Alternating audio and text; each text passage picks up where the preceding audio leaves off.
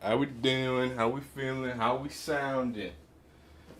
How we sounding? Nisa in the building. Who else in the building? Who else in the building? Big Crow, LaShawn, SL Gainey, Big Detroit, Memphis in the house. Nisa's one of the biggest and best to ever do it. Y'all know that. Y'all already know that, though. What I'm telling y'all that for? You know what I mean? All right. How do I sound? Lisa, thank you. Signed in good. Beautiful. Love to hear it. Love to see it. Look, man. I hope everybody's feeling great. Hope everybody's doing great. Got a fun little day today. Or not, if you will. I'm going to take it nice and slow. Watched G. Bush yesterday. He went off on the media. G. Bush is always speaking the truth. Always doing the good work. We rock with G. Bush round yonder. But y'all knew that. Ting, South Carolina. What's going on? Deontay, what's happening? That's Shedrick Burgess from South Carolina. My lady's family is from South Carolina, so you good with me, man. And Deontay, you already know how we get down. Yeah, I already know how we get down. Happy to see you in here. Hope everyone's having a phenomenal night. How we looking? Oh, I had both of them on at the same time. Dang, my joint, my helmet a little crooked, man. What's happening, dog? This is bad. This is bad business right here. Hold up. I got my forehead poking through, but while I adjust my cranium cap here, let me tell y'all a few things that we're gonna do today. I like doing it with this plan. So, like I said, big day. We're going to start with, of course, 12. You know, I heard some people in the media saying that, 12 isn't committed. How you doing, Black Trump 0674? I heard some people said 12 wasn't committed. I heard some people say 12 wasn't really like that. I heard some people say he don't really put the work in, which confused me. You know what I'm saying? Because we see him on multiple occasions put in plenty of work. So for me to see that, to hear that, didn't make sense. But of course, we haven't put in the work. Arvel Reese, the conversation has awkward or oddly morphed into is he a bust or not, which I think is crazy. Can y'all hear that? Wait, is that? Hey yo, what the? Oh, it wasn't even working. Hold up. Is it not working? There we go. Like I was saying, 12 putting in some off-season work. We got that. And, of course, Jarvis Landry said some good things about 12. We still have Mansour Delane to talk about. We have Arvel Reese. They're calling him, yep, this is Black Ops 1 music. They're calling him a bust already. And then Cam Newton exposed Jason Whitlock. And then Jason Whitlock tried to expose Emmanuel Acho. So you know we got to get in there. So, you know what I mean? This is what I'm going to do. Like we always do it. I'm going to let y'all decide. We got to start with 12. You know what I'm saying? There's been a lot that has been said about 12. And I feel like so many people focus on the negative when there's plenty of positive to focus on. You know what I mean? But the next topic, do you want to do Cam Newton x Whitlock? And who else is the problem there? Oh, okay. Sorry, I was checking on my little guy. Who else? It was Cam Newton. Oh, that's the wrong thing. Next topic. We got. I also got the NFL music on here. This one I gotta be. You know what I mean? Because they'll come get you. Next topic. All right. So we got Cam, Whitlock, Emmanuel, Acho. We got Arvel Reese. The bust. Deontay, I don't think he's a bust, by the way. I don't want you coming in and try to drop kick me. I think he's gonna be a dog. Arvel Reese. I think that's how you spell his name. I gotta be honest with you. And then we got Mansour Delane. Mansour Delane. All right. Yeah, let's do this. All this is spelled wrong. But y'all let me know what y'all want to see next. Happy everybody's here. Nisa's doing good. What are they talking about? They talking about a whole bunch of stuff. We gonna get there. Hey, vote. Let me know what y'all want to be the next one, and we gonna make it happen.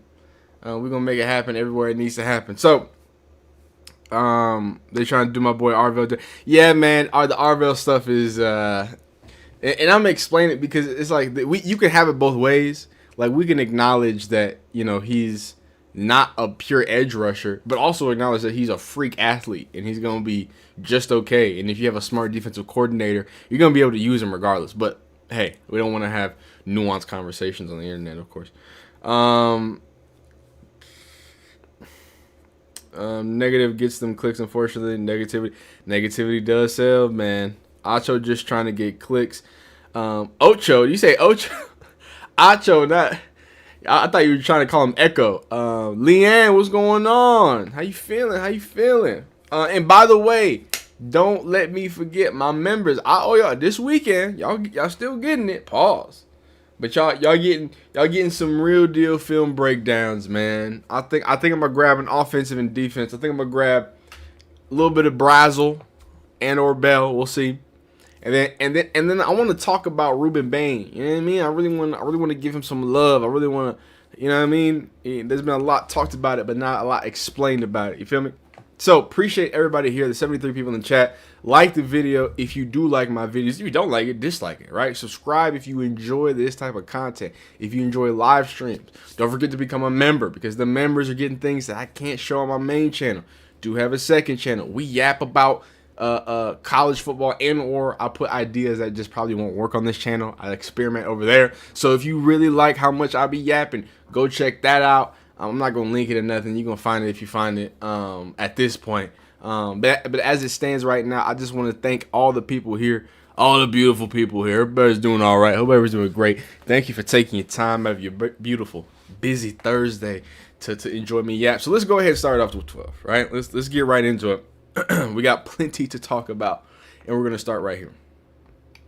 And you said you should be a true sophomore in college right now. And see, we talking about him as a 3-draft pick, the young and athletic bro to play 15 years. Yeah, that's another thing. And we're gonna get to that convo, but a lot of people are also like trying to make something out of nothing with that. Where it's like, okay, he doesn't know how to do defensive end drills. It's because he's one of the best offline like linebackers. But regardless, I think the conversation gets a little silly, but we'll talk about it.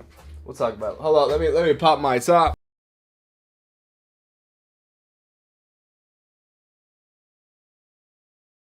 Man, those Kroger seltzer waters, I'll be slurping them down. That's crazy. I need to contain myself. But let's I already started recording on accident. I already started recording.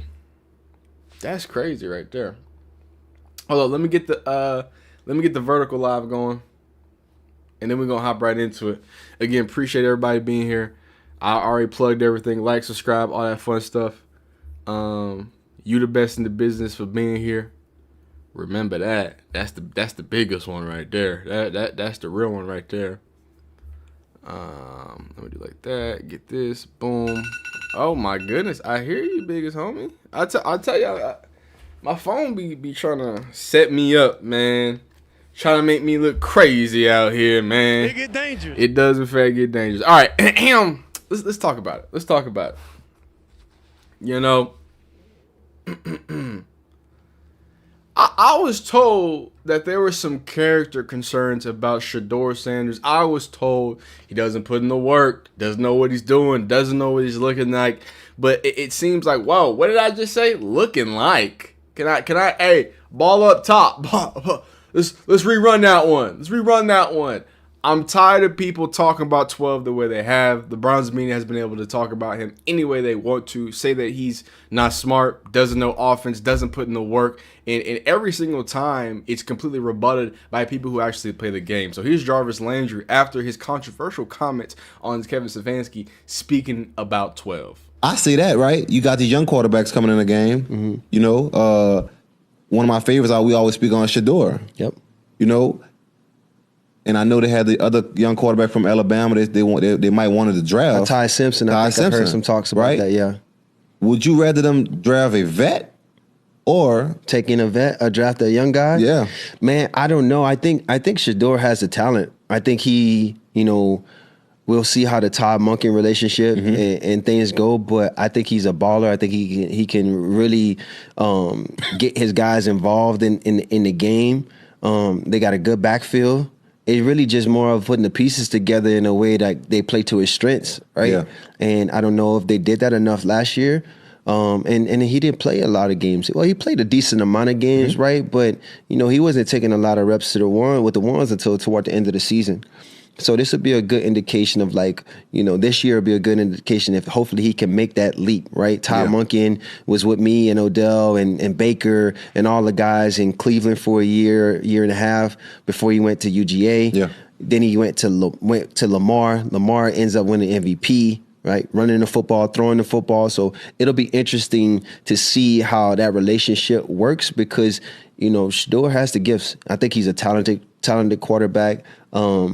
So we'll see. I don't think they take another quarterback. I don't think they can afford to.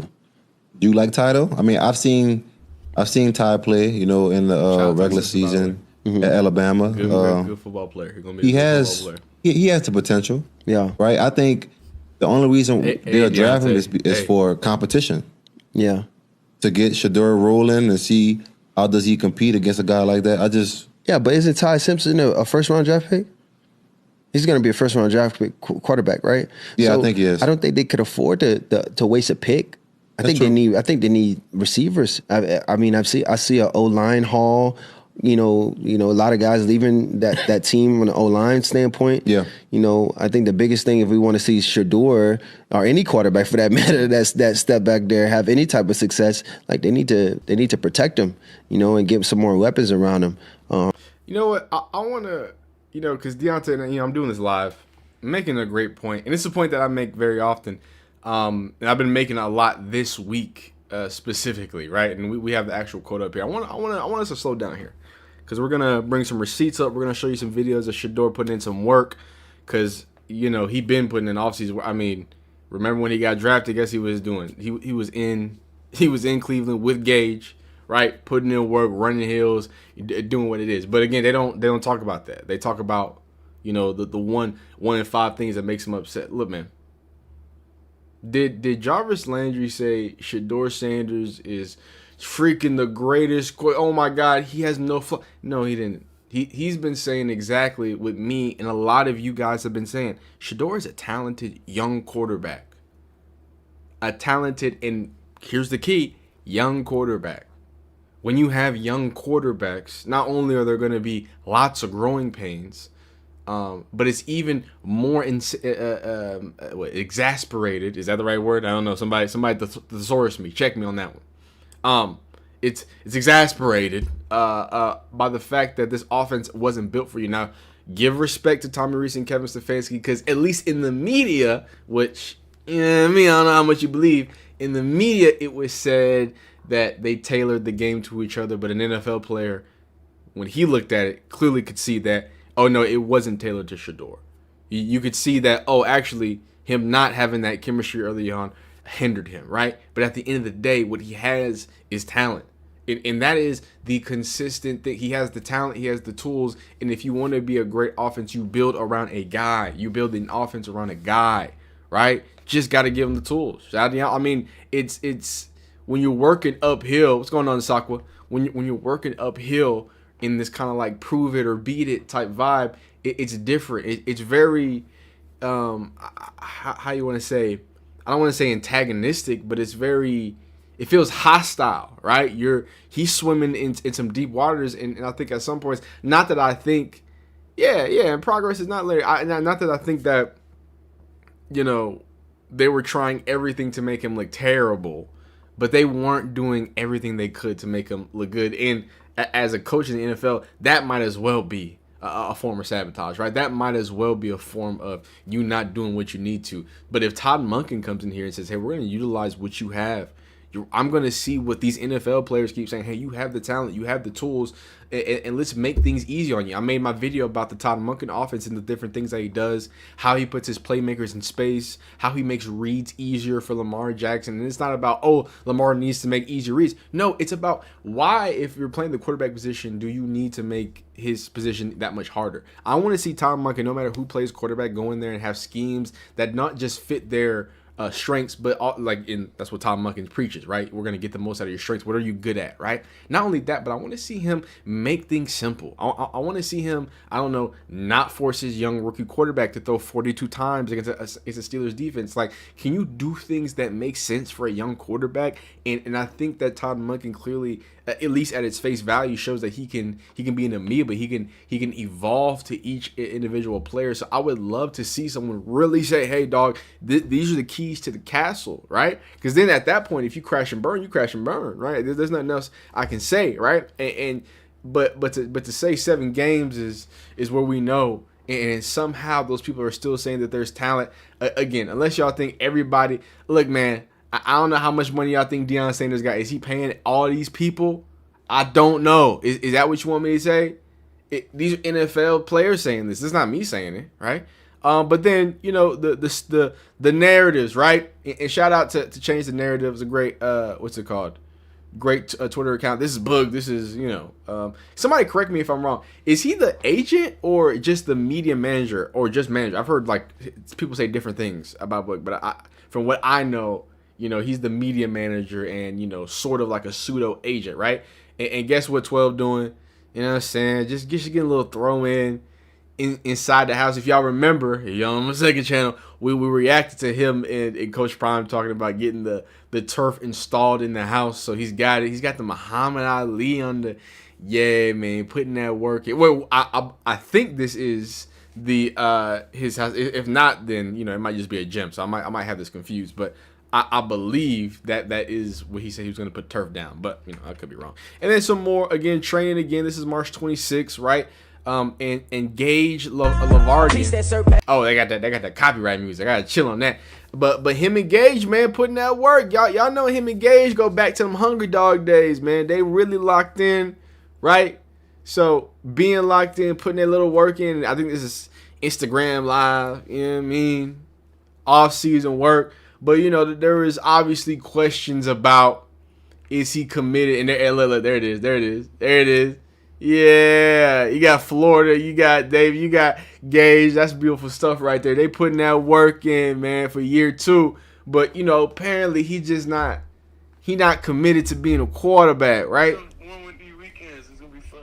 All right, bet I got you, bro. Nigga catching up to you too with my beard, gang. Buddy. How?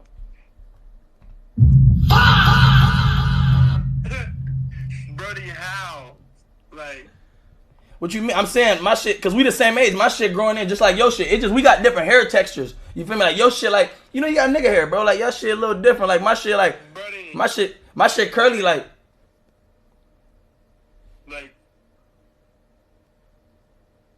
I'm mixed. I know, but you more black though. Like you more your daddy's son. I was outside. I didn't know. I guess he is mixed. I guess. Hey, he know better than me. Hey, look, I'm gonna call you. Hey, sir, look, appreciate you, my nigga. Hey. You was in Cali, bro. Nah. I'm from Mexico. It's number perfect days. No, I'm from Mexico. We be in that field for real. Hey, bro, I'm gonna call you, bro. I'm gonna hit you, bro. For your PR team, call me, nigga.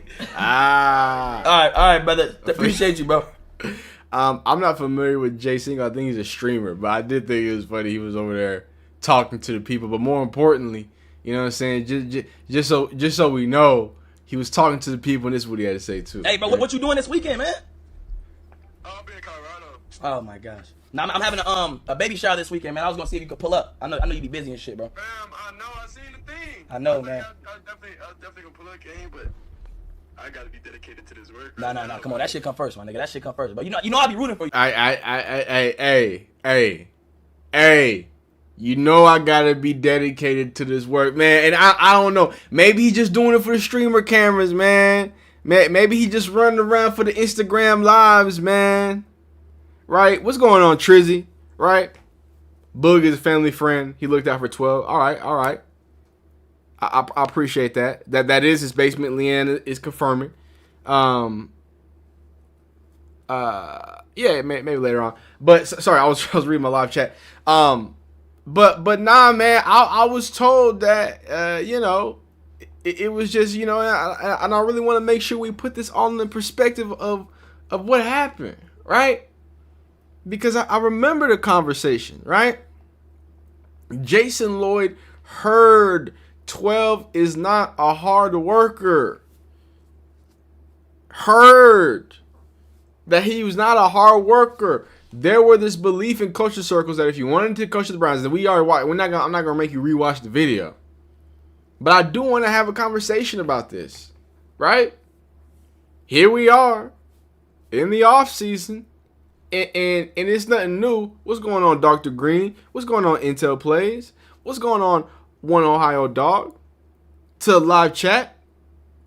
It wasn't long ago when multiple people had to tell us these things. One person is telling us in Jason Lloyd, oh, Shedeur doesn't do the right things off the field. But then somebody else comes on 92.3 The Fan and actually says, oh, actually, I've heard only positive things from the Browns about Shedeur. How is an NFL insider saying that? But then he says, and this is where I go to inconsistent lies. Okay, Leanne Pilar is of mixed heritage. I had no idea. I hadn't gone deep into her. You feel me? Shout out. Sorry, that day my live chat educating me while I'm yapping. The gang is all here. I appreciate y'all. But I do find it odd. And again, hey man, maybe it's just for the cameras, right? Maybe him and Gage have consistently been working out early at this time of the year. If you go a year right after the draft when they were putting in work, maybe it's all a coincidence. Maybe it's all just for looks and whatever. Maybe, and I remember I said this. Go back and watch my videos for a year if you new here. But we was checking in on Shedeur as soon as he got to Cleveland, putting in work, running them hills. And I told y'all what I tell you. I said, look, there's something that Shedeur can do. He's not going to be able to become like a 4.5 runner. And he ain't going to be like a 4.4 runner from running hills. But I'm saying you can sharpen that on a little bit. You can hone that blade. You can get a little more zip. And I'm telling you, the zip on the ball, it just looked different.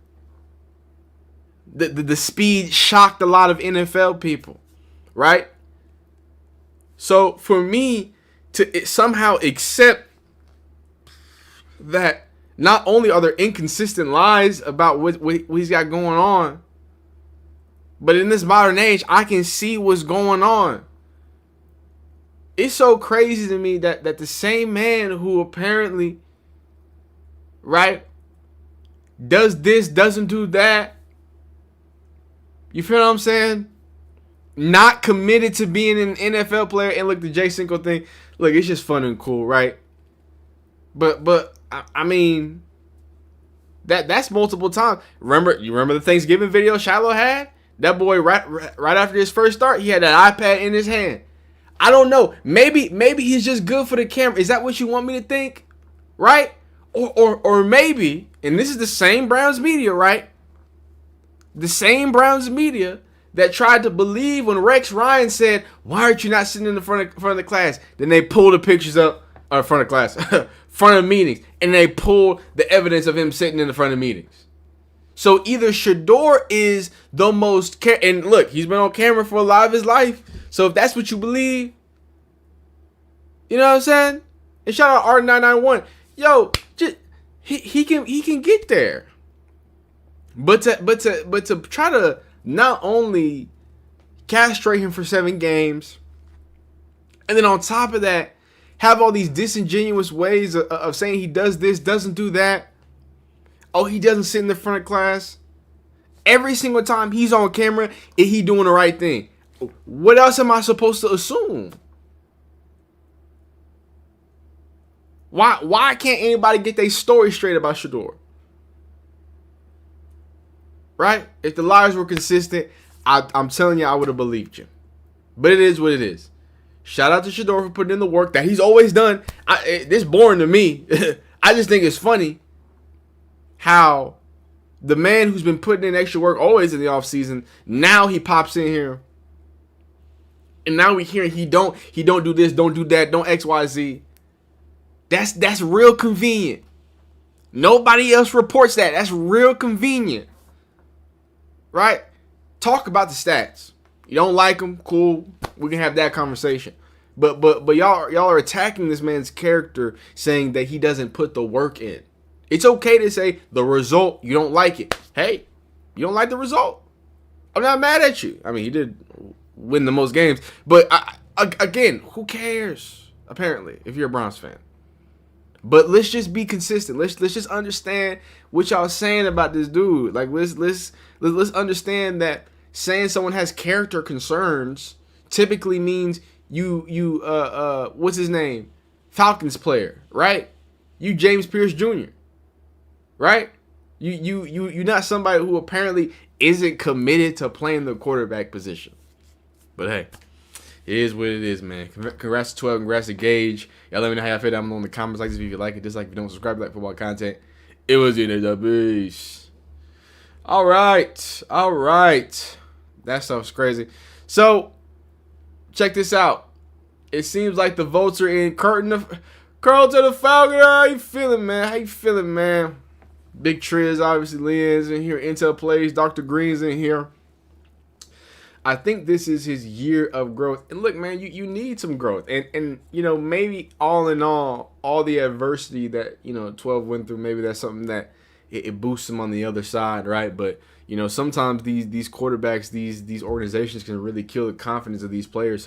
Hey, luckily, apparently Shedeur is too confident. You know what I mean? So hopefully he's going to be all right. I think he will be able to overcome those things. But we shall see. We got Carlton, Trizzy, and gotta expect some highs and lows with 12 this year. Yeah, especially his first year with the coach actually trying to work with him. That's the reality. And the problem is he's going to be under such a microscope that I'm not sure if he's going to have that same opportunity to be able to truly engage with stuff like that. Hey, Intel Plays with the $9.99. Oh my God, my headphones went out. Why do my headphones keep doing that? I'm sorry, guys. I'm booming my headphones, but it's not connected. But I appreciate that so much. You feel me? There it is. We connected. I'm putting the Black Ops 1 music on for no reason. There we go. Thank you, Intel Plays. We gotta lock in for little things. That $9.99 is going straight to the diaper fund. I really appreciate you. I really do. Appreciate you, Intel Plays, for $9.99. Now, I have to make some slight adjustments, man. I was finna get real. I was finna really go in on Jason Whitlock. But I'm gonna keep it kosher. I just want y'all to know, if it comes to that with Jason Whitlock, I got it on me. I'm building a case on him. So just know. But we ain't gonna go there now. I want to make sure we all know. I'm gonna keep that in my back pocket. Just know I got something cooked up for that boy. Just know it, right? But I do want to. Let's do this. Let's do this. Actually, no, we'll do it like this. Okay. This is one of those things where it's like the worst person you know. Yeah, I can't. Now, luckily, Lil Tings, we did put him to sleep. So, shout out to Lil Tings. Shout out to my lovely lady. My wife. Beloved wife. We got the little did down. It was a team effort, so I'm happy about that. But yeah, this is like, this is one of those things. He got that Kakarot, that Broly. Yeah, man. Y'all watch out. When I make my anime channel, y'all better watch out. Nah. I'm tripping. But shout out. I do like Broly's like one of my favorite like DBZ characters. So I rock with that. Great reference. But this is like one of those things where like the worst person you know is kind of making a good point. Like I you know what I mean? So we'll see. Jason Whitlock. Listen, y'all ready for? 80%. I think y'all just want to see this, man. Let's see. Emmanuel Acho gets called out by, of all people, Jason Whitlock. Here we go. We all agree Emmanuel Acho is a super duper cornball, but when you have somebody as deplorable as Jason Whitlock also agreeing, maybe you need to look in the mirror, Emmanuel Acho. Mr. Whitlock, what do you got to say? Emmanuel Acho, change the name of your show, Speakeasy. Please, change it to The View for black men. That's what the show is. You are Whoopi Goldberg, little chubby, light-skinned dude is Joy. Whoa, oh, okay, all right. You going at Kieran, that's crazy. Joy Behar, the little dude with the long flowing hair. That's like your hot little blonde plaything that you guys have. It's The View. The show is super feminine. You sit around and gossip about things you know nothing Ease about. up, big dog. It's just appalling. It sickens me. You dragged Shady McCoy into this thing yesterday or 2 days ago, whenever. You dragged Shady McCoy into it. Shady McCoy got real uncomfortable. He's talking real saucy and... He's talking real saucy. What is he talking about? Hey, diaper foot. Oh, wrong button. That's what I'm talking about. Big diaper foot. Shout out Digital Mafia. I appreciate you. I had to stop. I had to pause the video. This is getting nasty. And real zesty early. Say, when I look at Jason Whitlock, why am I checking you about? You know what I'm saying? I mean, look at him. It makes sense. Yeah. And then all of a sudden, Shady McCoy figures out, like, holy cow, I'm at a Diddy party. Everybody know ain't no party like a Diddy party, so. Yo, what is going on? Yo, what is going on? What happened? How did we get to a Diddy party? I'm scared. Jason Whitlock, you making me scared. As a man of God, you making me uncomfortable right now. I don't like the things that you saying or that you implying on Emmanuel Acho. That's another man. I do have to raise the question as why is Jason Whitlock so knowledgeable about The View? Like why is he so locked in with Whoopi Goldberg? Is there something? I don't know. Maybe that's just like a Ball State alumni thing. Maybe that's just what they do, right? I don't know. Yeah. No, this is, you know what I mean? Like this is like whenever you have you in math class, right? And both of y'all get the same answer, but y'all do a whole different work. Like I don't know how we got to a Diddy party. We've gone out of. Yeah, I don't know how we got here, but let's let him land baby oil I smell? Shady McCoy figured it out. As y'all's conversation got more and more feminine. You started the conversation about Stephen A. If anyone's a dick rider here, it's you. You can't get off of. Whoa. Let's do this 1 second. Hey yo, what the fuck? And then let's go over here. It just got dangerous. It just got dangerous. Hey, it just got dangerous. Play it again. Abo West with the 1999. Yo, play the Call of Duty music on these monkeys, dog. Play the. I appreciate you. I need that in the diaper fund. I need that. I had to pause the video. People was talking about hopping on all types of objects. We got zesty. We got baby oil. We got a lot of odd, out of pocket references. I'm a little bit uncomfortable. So I really appreciate you for the $19.99 donation. I will be using all 19,000 pennies to put little things in the freshest and bougiest diapers I can find. But my goodness gracious, we went from calling a man simply the view to now, oh man, this song's loud as shit. Now we are talking about baby oil. And frankly, I'm scared of where else we might go, but I really do appreciate it. I appreciate the $19.99. I appreciate everybody donating to my little fella. Again, still, I'm gonna work on having an actual thing so y'all can donate directly to him. Trust me, he getting the money regardless. But you know what I mean? We started off by calling a grown man a hot little plaything. See, this is what happens when terrible people make good points, right?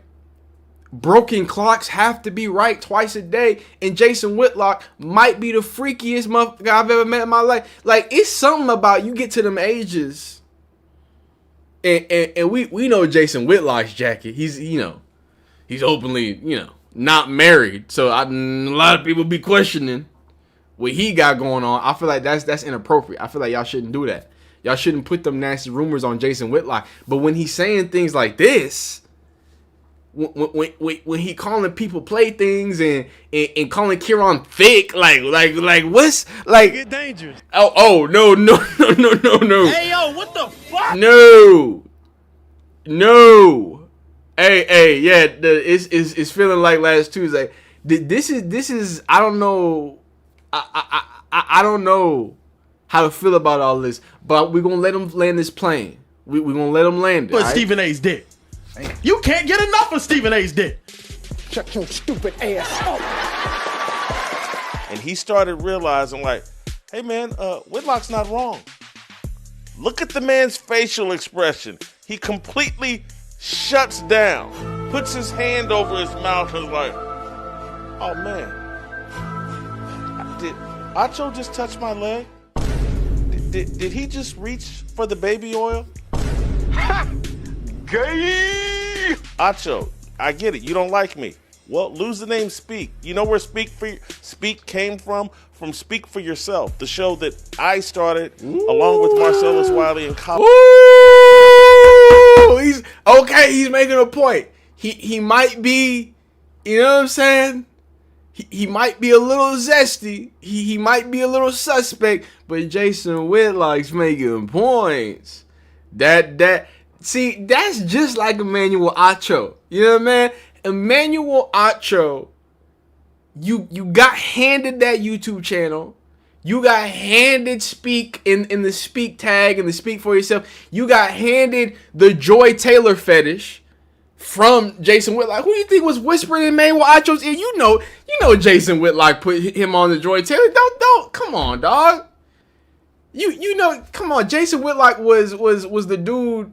The girls trusted talking to. You know what I'm saying? You heard the rumors about Jason Whitlock. All right, listen, we ain't gotta do that. Don DeMarco. I need the Don DeMarco. I need that. But again, when suspectly terrible people are making good points, we gotta acknowledge it. And to know that Emmanuel Acho got handed the show, handed the Twitter, handed all these other stuff, you do have to acknowledge that. We do have to acknowledge that. I didn't like how, you know what I'm saying? I didn't like how they came back at it, you know what I'm saying, in the most ways. But it is what it is. We landed. Now, I do want to give Emmanuel Acho some time to speak. That was a hyper-edited situation. Let's see if they speak for themselves at all. Guys, once again, I feel like we have to address. Oh no! Please. So they're gonna talk about this video in particular. All right, this is beautiful, and we're gonna skip past the Prize Pick ad. This is a quick one, right? Emmanuel Acho, please. Look, nobody likes Jason Whitlock. You are somehow becoming more. Do you know how bad it is when you become less likable than Jason Whitlock? Right? What's going on, Isaiah? we need to, Emmanuel Acho, for your own safety. Like, if people see Jason Whitlock outside, like, he might have problems. Like, there might be issues for him. You feel me? So, Emmanuel Acho, I don't want you to go down that path, man. You just gonna be another Jason Whitlock. Let's hear Call it like we see it. And like we've seen it, we talk about sports when sports need to be talked about. Right. Y'all already know, during the NFL season, Sunday, Monday, Tuesday, Wednesday, Thursday, all sports talks. In the off season, we NFL Combine, we gonna cover it. Draft, we gonna cover it. NBA content, we've had intense debates about Victor Wembanyama versus Luka Doncic, but also when there's nonsense going on in the sports world at the hands of a guy by the name of Jason Whitlock, we address that too. We're a diversified sports show, because the difference between us and most other shows is we can break down and give you the X's and O's, or we can also talk that real talk about The Bachelorette. We can talk about the Oscars, or we can talk about Jason Whitlock and, to a large degree, his failed media career. Okay, and this is where see, Emmanuel Acho, I'd appreciate if you just go at Jason Whitlock. Just say, hey, you're a failed person who had such wild takes that nobody accepted, right? You got kicked out of ESPN, right, multiple times. People said you made them feel uncomfortable. You can cite like actual things and say that stuff. You know what's funny here, Emmanuel Acho? I don't know why you don't just say like, "Ayo," because to be fair, right? Emmanuel Acho does have better statistics than Jason Whitlock. If you know anything about Jason Whitlock, he went to Ball State, right? So not only did Acho go to a real school, Hook 'em Horns, right? He went to Texas, but he actually made it to the NFL. He was drafted. Jason Whitlock never did that, right? So in my mind, it's like, I don't know. Why don't you just, at some point let your balls hang, Acho, instead of trying to do like this kind of sideways attack. Look, Jason Whitlock is super feminine, but that's his thing. That's the troll, right? He gonna be zesty. He gonna be feminine. He gonna do all that, like whatever stuff, right? Because that's his thing. Like, he likes the out. You know what I mean? Like, and by the way, love wins. I'm not against that. You know what I mean? That's a beautiful, beautiful thing, Jason Whitlock. I love that. I love that. You ain't got no partner. You ain't got no wife. Like, love wins, and you gonna win, Jason Whitlock. But like at the same time, if he gonna come at you directly and call you all sorts of, delicious and plaything, and he was over there salivating. He was over there talking about baby oil. Like, that's a freaky frog, yo. Like that's some real predator stuff right there. Acho, you gonna let him talk about you like that? Like, what's happening? All we doing, and there was no pun intended in that regard. But it worked. All we're doing is being the multifaceted show that is monitoring and currently imitating the viewer. Our viewers, y'all are capable of handling it, so we talk about it. Yeah. Trey, any reaction? Listen, there's not anything that I can call Jason Whitlock that he hasn't already been called. That's What do you mean? That is true. He's been called a fat bitch. Well. Okay. Well. Fat bastard Lock. Gosh, yeah, that happened. A walrus. That did happen. A fat piece of shit. Yeah, that happened too. There's just nothing else I can call him. But what I will say is that he's hilarious. Okay? No, he is funny. He's funny. Hey, a beautiful gesture. Everybody needs a gesture. Jason Whitlock's got great timing and great things. Now, I didn't want to go down this hill with Jason Whitlock, but, Emmanuel Acho, you didn't make really a lot of points there, right? Y'all are both the view, right? Like Jason Whitlock is the view for, the anti-wokers, you know what I mean? Your 80-year-old Facebook uncle who believes in every conspiracy. Like, that's his, like, he's like, you know what I'm saying? He's that vibration. And ain't nothing wrong with that.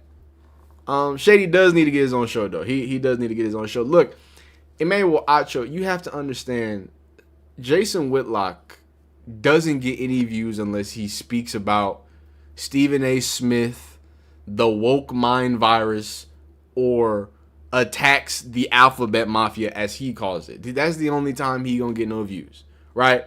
So the fact that you somehow are in a competition with dog shit and people still can't agree with you, that people are still having a hard time agreeing with you, it's not a good look. Big echo. That's what we call it. Hey, you know what I mean? Yeah, you know, I just don't think this is playing out in the best way currently. Now, because somebody in my live chat, they said, I don't think Jason is funny, right? And I thought that was interesting because some people could argue, right, a God-fearing man like Jason Whitlock, right, who believes in God and it really speaks to the conservative man and all this other stuff. You would think he wouldn't say the things that he says, right? You know, it's just interesting to me, right, how we get to these situations, right? But I do want to have the conversation of how we even got here, right? We have to go all the way back because Cam Newton kind of sparked this whole situation, right? This is Cam Newton speaking to Jason Whitlock, and they have their own situation, and apparently I think they've squashed it and they're gonna grow past it. But what he said about Stephen A, right? It forced Emmanuel Acho to jump out and go, you know, white knight and make sure he was in the conversation, right? So let's at least hear Jason Whitlock's conversation, right? And we can go from there. Let's hear it. In the president's office, I could go on and on and on. He's doesn't know sports, doesn't follow sports. You're at the NBA Finals playing solitaire. NBA Finals. That would be, if you caught me at a strip club playing solitaire, you would think I was gay and didn't like women. Now, that's interesting, right? Hey, yo, what the fuck? Do you? I got to thinking a little bit. You know what I mean? I was like, wait. So, Jason Whitlock immediately calls Emmanuel Acho the View. I don't know, besides women and, you know, maybe like your uncles, aunties, other aunties. I don't know who really be watching The View, right? But, you know, okay. You call grown men little playthings, okay? You didn't imply that there is some sort of Diddy party going on, right? You start talking about baby oil, you get a little too excited, and now we talking about people being gay. And I start questioning. I said, hey, self, maybe Jason Whitlock is like a double agent. You know what I mean? Like, what if he's here to indoctrinate his audience, right? What if he's subtly trying to push an agenda? I don't know. And look. I want to, before we go any further, I want y'all to understand. I love people and I love love. I love love just as much as Jason Whitlock loves love. He has plenty of tweets talking about how much marriage is important to him. He talks about multiple videos on why marriage is so important. XYZ LMNOP, right? Now, with all that being said, why is it that Jason Whitlock is always talking about something gay? It's like Riley from the Boondocks. You feel what I'm saying? Like everything is gay. So Alabama football is too gay to compete with Florida State. Okay. Okay, that's interesting. Jason Whitlock calls out the NFL for gay commercials. Okay. Denzel Washington complains about Gladiator 2 cutting his gay kisses. Huh? Jason Whitlock meets with a man who accused him of being an anti-gay activist who engages in gay online behavior. I don't know how many people I've had so few conversations with people who have accused me of being gay. Jason Whitlock he's had infinitely more conversations with people who have accused him of being gay than me. Okay? I'm not doing this. I don't know if y'all know, I didn't make these thumbnails. This is the most recent picture of the front page of Jason Whitlock's YouTube channel. and I see like 2 to 3 things that have to do with rainbow and alphabet. Maybe. You see, because, I talk about Shedeur a lot. You know what I mean? I'm a Shedeur fan. I'm a Dion fan. I don't talk about things I don't like, right? Right? Some people might, the Kevin Stefanski stuff. Nah, I don't hate Kevin Stefanski. I like speaking about what's going on with it. But I don't force Kevin Stefanski in every single thing I talk about. You know what I mean? So when I see all of this and I look how many videos about this, someone has called you out for it, and every single time you go against somebody, you calling somebody a girl, a sweet little plaything, it gets a little weird. So what I will say, Emmanuel Acho, again, please, I want to continue making fun of your silly takes.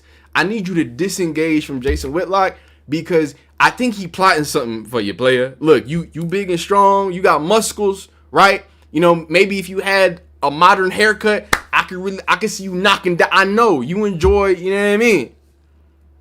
But I don't know if Jason Whitlock liked joy. I don't think he enjoyed joy. I think he has something else on his mind. I think he likes some, you know what I mean, some Nigerian soup or something. I don't know. I have no idea. Hey, please, someone correct me. Maybe I'm out of line. Maybe I'm connecting too many dots. But Emmanuel Acho, please protect yourself. Protect your neck. And stop being outclassed by these trolls. Please. I'm trying to troll you. Let me be your troll. All right, Big Echo. Appreciate you. Like the video if you like it. Dislike if you don't. If you watch Jason Whitlock, please don't subscribe for my channel. Y'all be great. We'll see you next time. Peace. All right. We'll stop trolling Jason Whitlock. Why was he fired from ESPN? He says the woke mob and the woke mind virus. Those type of people. They never have accountability. I think he was just trash at his job and he got fired, dog. Like that's typically what happens. All right, Arvel Reese, y'all want to talk about it? Yeah, man. I'm trying to get out of there, dog. I don't want to. I'm a warrior. Hey, man. I don't know nothing about that, man. I'm as confused as y'all. I'm trying to put it together.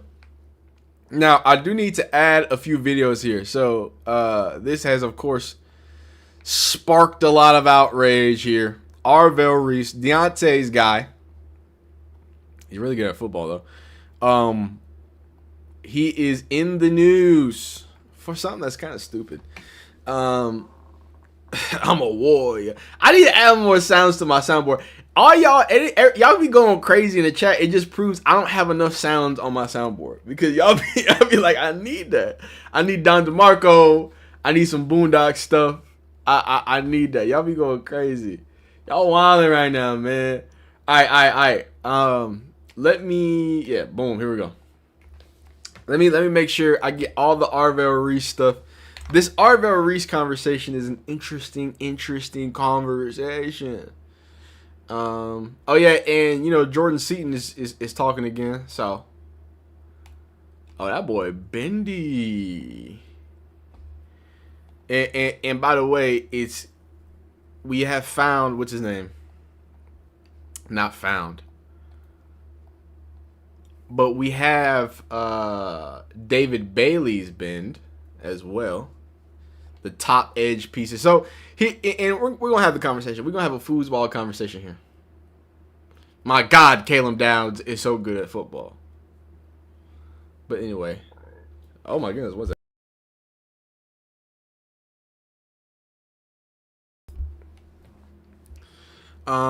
So we need to have a nuanced conversation, and again, that's a hard thing to do. It's hard to have nuanced conversations.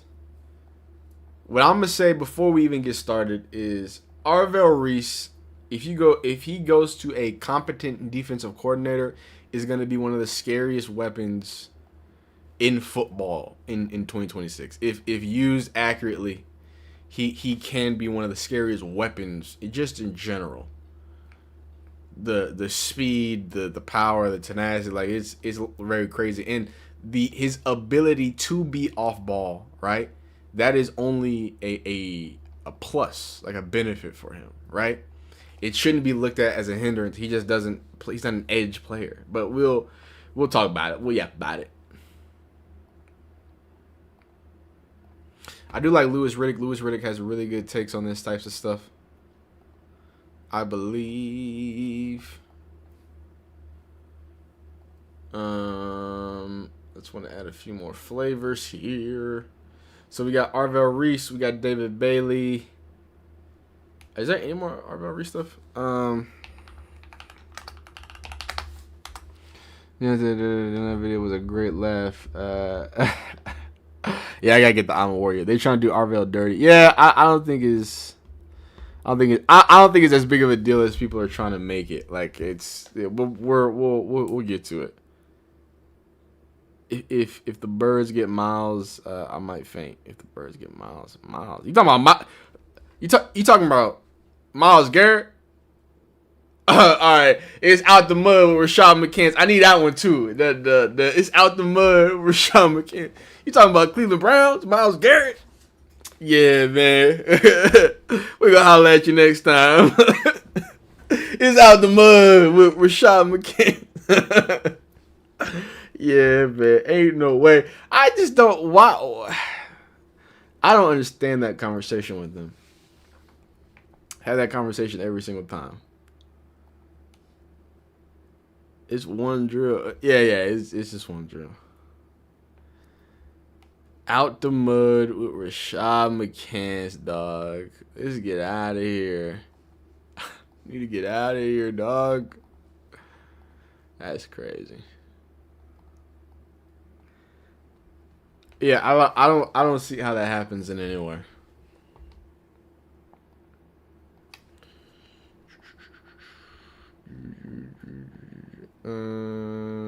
He's different most players in his mindset. Actually, let's let Arvel Reese speak for him. I want boom. You know, can we do some education in this video? How about this? Bend and flexibility in pass rushers. I want to really actually educate. I really want to get into it. I really want to.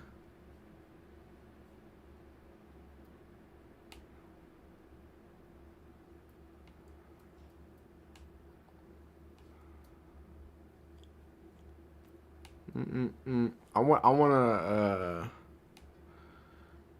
Damn. I was hoping I could find like a real thing that could demonstrate like this is what bend is. This is what like why it's important or whatnot. Because I really want to get into some of the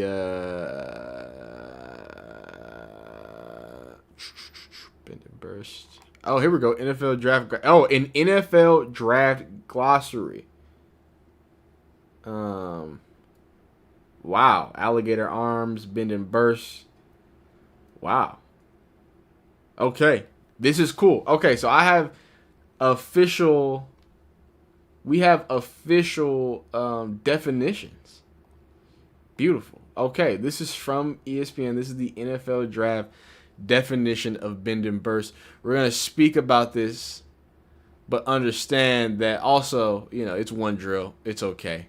But I do want to have this conversation because everybody was having this conversation. Cow on ice. What the hell? Oh, here we go. Fluid hips. Boom. Because, you know, some people ain't got. If you ain't got good hips, your lady ain't gonna rock with you. You feel me? Just know that. Just keep your hips nice and greased up. You feel me? All right. Let's talk about it. Let's really. I want to talk about this from an educational point of view. I really do. Yeah, I don't think it's not something to complain about. I think it's more something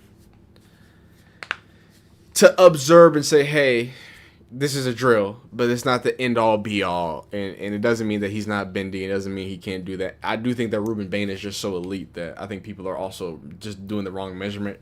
But I don't want to waste. Let's get into the video. All right. Actually, matter of fact, you know what I'm gonna do? I'm sorry to make y'all wait. Let me download this video so we can see it in full screen, because I don't like looking at it like this. We already here. You know what I mean? We already here. Boom. Got this right here. And they said they did him dirty on that one. All right, cool. That's how we're doing. All right, let's rock and roll. Arvel Reese, a potential top 5 pick out of Ohio State, a potential Micah Parsons type player, is getting called out for a bad bag drill. Really? Let's hear it. Now, wow. Okay. Now, to be fair, look. We in Deontay. I don't want you to take this the wrong way. Let's be honest. He is tiptoeing around these bags. Like I don't know why he creeping around the bags. Like he playing Warzone or something. Like he finna sneak up and shoot on somebody. But at the same time, it's a little bit unfair, right? This is not the best setup for him. He is an off-ball linebacker, right? But I want to have an intelligent conversation, because I think everybody wants to look at this and say he can or he can't, or he doesn't have, or he can't do this and that. You know, some people run drills good. It doesn't look like he was a fan of that one. Some people run drills good, and some people power through people in real football. And I think Arvel Reese is one of those guys that, hey, look, it might not look cool and crispy when the drills are done, and he might not be a perfect driller, right? But I'm telling you, you don't want him lined up. And also, he's an extremely young football player. So I think the conversation about him being a bust is crazy, but I do think the conversation of him being a true edge rusher needs to be talked about, right? Because I'm an edge rusher savant. I love a good edge rusher, right? Now let's speak about something. I want to speak about, before we get into it, before we try to tear down Arvel Reese, who I don't care what bend he got. If you've seen him play football, he's a top 5 pick, right? The build, the speed, the athleticism. Like if you're a defensive coordinator that can breathe air, like you should be able to maximize what he has in the abilities that he possesses, right? So this is from ESPN, right? A few terms I want to make sure that we're all on the same page with, right? Bend and burst. Okay, the bend is what a pass rusher does when turning the corner on an offensive lineman, right? The burst is the speed to close the deal. It combines a rusher's flexibility and leverage with speed. So if I were to tell you that, you know, maybe Arvel Reese's bend is not elite, right? It released from the bag, right? And we're going to watch some videos that might contest with that. Just stay with me, right? There's nobody who wouldn't say his burst isn't elite, right? Having flaws in your game doesn't mean you're not still an elite player. Having flaws in your game as a young player that can still develop and learn new tools in your toolbook is not the end-all, be-all. Fluid hips. Every human has hips with fluid. That's just anatomy, baby. But some players have more to go around. These liquidy joints allow them to change directions quickly. So let's talk about it, right? Let's talk about what fluidity, bend. What do you see? What does it look like? A lot of people did this right here, and I thought this was a little bit unfair, right? You've got our guy Arvel Reese, and let's go. I'm gonna go. Let's go straight to the thing, man. We got our guy Arvel Reese. Arvel Reese looks to be tiptoeing around, and then you got Ruben Bain, and I don't know if you can see, but he got the shin, like, boom, boom. I mean, look at the boy is on the ground. So, what I want... Wait, Deontay, don't get upset with me. But look at this. I told you, it was like he was ducking around playing Warzone. Yo, somebody... Hey, Matt Patricia, you ain't shit, boy. Matt Patricia, you set him up. Look, everybody want edge money, but everybody don't got the bend to be an edge, right? Arvel Reese is gonna be a damn good football player. You're not gonna be able to convince me nothing else of that. But we can also say, hey man, the player who plays off-ball linebacker, he's not primarily an edge player.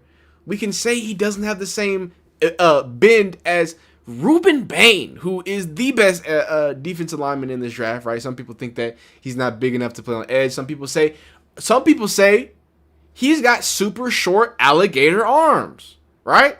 But it don't matter when he clubs everybody, right? It don't matter that Arvel Reese look like he's sneaking around the corner when he doing the bend drill, right? Because I don't want to block the apex predator. I don't want to block him. He look like the dude out of Alien vs Predator. Like what? I don't want that. I can't. I ain't got nothing for him. So I do want to point that out. I do want to say that. And as we talk about it, right? Because David Bailey, another potential top 5 pick out of Texas Tech, he's looked at to be the most explosive edge rusher, right? He has explosiveness. Guess what David Bailey doesn't have a lot of? And he's an edge rusher. Let me show you something.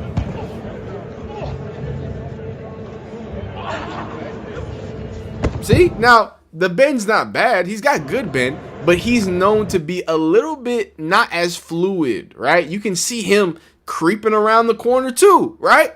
So I do want to point that out. The elite players need to be taught stuff.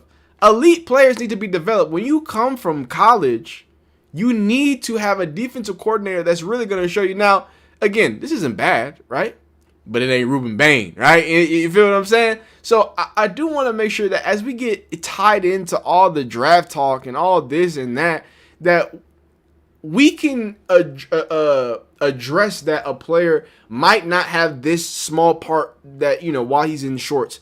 But that does not completely entail what he is as a football player. Real good coaches, right? They're not going to put Arvel Reese in situations where he needs to be doing that. Like, let's be honest, right? And then on top of that, he looks more fluid in the game. Some people aren't test takers. Some people aren't bag runners, right? And I think Arvel Reese isn't a bag runner. So I want to hear what Arvel Reese thinks he is. Let's hear it. I think I'm different from a lot of guys with. I think it's my mindset and the violence I play with. Yes, sir. I think I'm comfortable with myself and I know myself. I know who I am and I know I'm a violent player and I'm a dog, 100%. I appreciate it, Arvel. Arvel Reese, a dog, a violent player. I don't think I could have said it any better.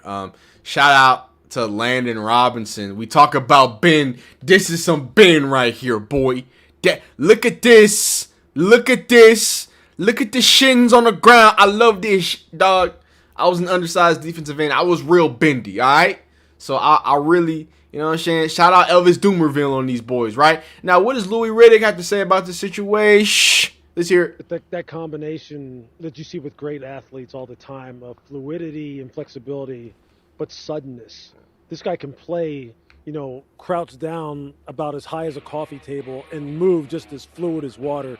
And when he changes direction, you just see the explosiveness in terms of his body movement and his movement style. And it was just so evident. I mean, he is put together now. He is tapered at the waist. He has got big, broad shoulders, real defined legs, and he just moves effortlessly. And when he did simulate pass rushing get off and then ability to use his hands in concert with getting good bend and lean and turning a corner, you can see why all the teams are sitting there just absolutely licking their chops going, what ultimately could this young man's upside be as a third down DPR, as a designated pass rusher? Because I believe it's unlimited. And when you combine that with the fact that as a 3-down player, you can play him just about anywhere on the first 2 levels, that's why a guy like this goes within the top 3 or 4 picks. Hey, so look, we can sit here and y'all know how I feel. That's why I always consult the NFL players. I can sit here on my Twitter fingers and say, man, Arvel Reese, he's sneaking around corners, and while that's funny, the man Louis Riddick, someone with real NFL experience, he was there. He saw it in person. He saw the suddenness. He saw the fluidity. He saw the explosiveness. Look, some people know how to do drills and some people don't. Some people are fast and they don't know how to run 40s. You have to be specifically taught. The fastest dude had to be taught how to specifically run the 40 because it's a drill that tests different things, right? His tape, and thank you, Deontay, because now that we're here talking about all this and that, right, we got to speculate on a man who does this to other grown men, right? This is what he frequently does. Just tosses offensive linemen 7 yards. Look at him. That's a grown man. That's offensive tackle, son. right? So let's talk about it. Y'all mind if we get into a little bit of this tape, just a little bit? You know what I mean? We can dip and dabble, right? Is that y'all cool with that? Let's make that happen, man. Let's make that happen. I want to, this ain't the full breakdown. This is just the little breakdown. We got a little time, so we gonna make it shine type breakdown. I still owe y'all, the members, become a member. I owe y'all real deal breakdown as well. But, Deontay was talking about how good the film really is. And man, oh man, look, I get it. I know why they want to line him up at the edge. And it's not because of the bend, right? I'm not saying he don't got it. What I'm saying is there is so much more to like about this psycho, this absolute unstoppable force. We've talked about it, right? Now, I want you to, this is what's so scary. Look at where he's lined up here. There's a lot of speed that's needed to do this rep, right? He needs to get through the traffic of this wide receiver. He's wide out here. He's got a backer to his side or a back to his side. I want to show you what happens, right? Now, immediately, that guy creates space, and this is why when your hands are this violent, right? Little guy. When your hands are this violent, when you're this nasty, look, he looked just the same like he was around them bags. It's not a lot of bend, but he don't need it. He don't need it. Look how he clubs the ever-loving dog out of this offensive tackle. He's gonna start again wide. The speed, the closing speed. And look how violent the hands are. As soon as the hands shoot, he drops his pad level, and it's just enough bend. Some people gotta bend low, but when you 6'4" and your hands are dynamite, right? And they quick as lightning, you don't need. And what closing speed? I want you to focus on him. Focus on this player while I run this tape, and watch how Arvel Reese cooks him to the quarterback. Watch it. The quarterback ran to him. Arvel Reese is there sacking him in his pocket. Now, again, you talk about versatility. Versatility is the name of the game with this man. So you might not like the bend. You might not like what he does around bags. But have you seen what he does to offensive tackles? Have you? Boom. Get right in your pads. I'm going to disengage. I'm going to extend. I'm going to find the ball carrier. Get up off me. Hello. That's a TFL. That's 6'4". The same man who can execute a blitz, right? The same man who is hell on wheels. There is not a running back in the NFL I think can block Arvel Reese if he's coming off the edge like this. Shout out Matt Patricia, right? Dialing up some crazy over there for Ohio State. But when he's doing this to offensive tackles, bull rush, speed to power, he don't got it. Put him in his lap. Put him in his lap. So I want to stress this, and this is my guy, Arch Manning. I want to stress this. You can be an elite player just because you might be missing an elite trait. Just because it don't look aesthetically pleasing, don't mean you don't get busy. And my goodness, I want you to be reminded, he's lined up at linebacker here. Now, he's lined up here, but this is as a stand-up linebacker against a guard. Look at him. Look out. And fake with the stunt and take down Arch Manning, who is admittedly one of the more athletic quarterbacks in the SEC. The intelligence, the timing, the tempo, the fact that he can take a whole step off, fake being in coverage, right? And still just eradicate offensive linemen. Hell on wheels, dog. Here he is in space. Looking, seeing, searching, eliminating screens. I want you to know, I think Arvel Reese is an off-ball linebacker, and it's not because I don't think he can't rush the passer. It's because I think offenses aren't going to know what to do when he's out there. When he lines up as a true off-ball linebacker and has the ability to do this off a slowed rush, him and Caleb Downs just running out of that. Oh my goodness. Oh my God. Oh my good. I mean, he's everywhere, yo. He's locking things down. He's closing. Look at this. Look at him play the spy. This is why he becomes the most versatile. Do you want to blitz him? Sure. Do you want him to stop the run? Sure. Do you want him to tabletop a tackle? Sure. Watch this. Imagine this is Caleb Williams. He even wears number 13. And you got the ape. You got the predator. Just chilling. Just begging you. I'm begging you, motherfucker. I wish you would get out the pocket. Because I'm in your ass, boy. I'm sorry. Hey, yo, what the fuck? That's on me.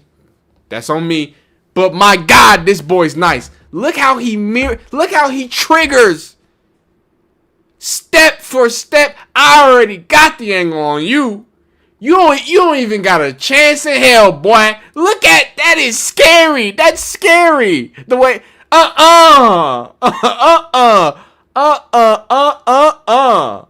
My God. I don't know, man. I might be showing too much film, but I'm having too much fun. I gotta be honest with you. Just sifting through. He plays outside linebacker, like a true stand-up outside linebacker. He plays it like a Mike. The way that he sifts through traffic, the way that he's able to completely stack and shed these tackles and guards and completely disrupt the play recognition. No, we gotta talk about this.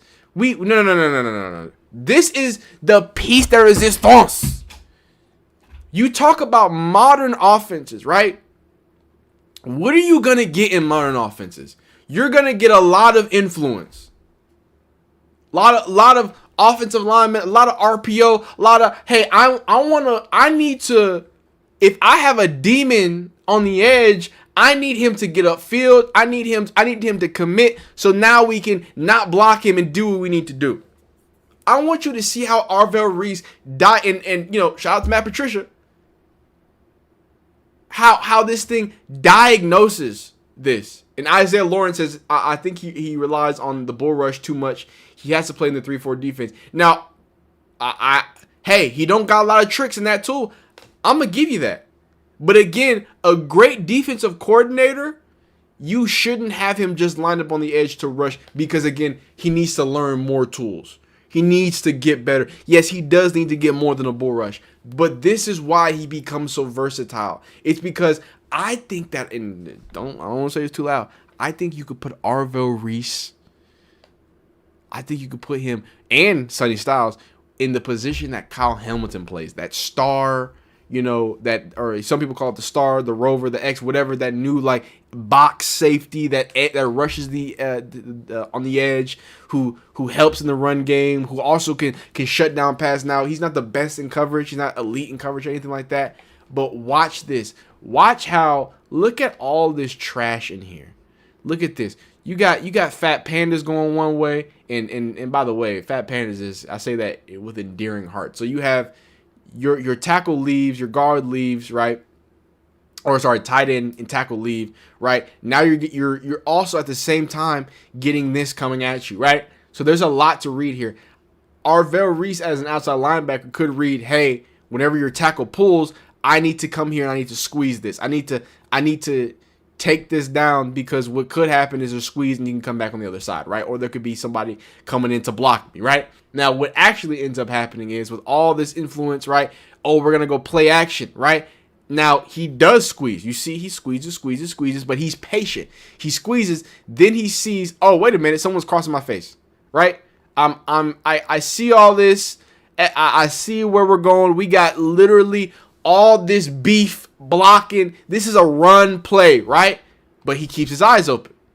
And from this position, this is what shows you what Arvel Reese is. This is the versatility. This is the plug and play ability. This is a guy that's going to be able to roam everywhere as he from the edge position shuts down a bubble screen, right? And I want to point out, he made this play.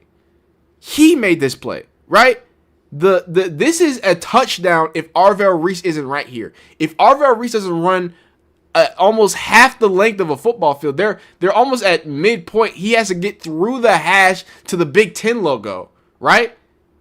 This is why you draft Arvel Reese in the top 5, because he kind of makes you right in some aspects, right? He's the finishing touch to a defense that can absolutely shut insane things down. We talk about range a lot when we talk about safeties, but we're talking about a guy who just shut down a bubble screen, right? He's got a lane. He's gone here, ladies and gentlemen. Bye. But he has to be like, oh my God, there's a 6'4" demon coming at me. I gotta think about this. And at the end of the day, guess who makes the tackle? None other than Arvel Reese. Just draft him. I don't care how you feel about bend. I don't care how you feel about breaking. He needs to be drafted, and it needs to happen ASAPington. Wow. Yeah, man. Arvel Reese. If you enjoyed this video, like it. If you don't, dislike it. Subscribe if you like football content. Holla at me and be great. See you next time. Peace. That was fun. That was a good time. Isaiah says he put him at middle linebacker. I'm not mad at that. I'm not mad at like a true outside linebacker that plays 3-4. All right, we got to do something for the... I was going to do Mansour Delane, but it's getting a little late. We need to do something for the second channel. So, here's what we can do. Trizzy... Oh, is it mine of him? Okay. Reactions. What do we want to do? Is there anything y'all want me to react to? We could do Colorado Spring, because they back. We could do another spring in general. Like, there's, all the football teams got spring right now. Another team.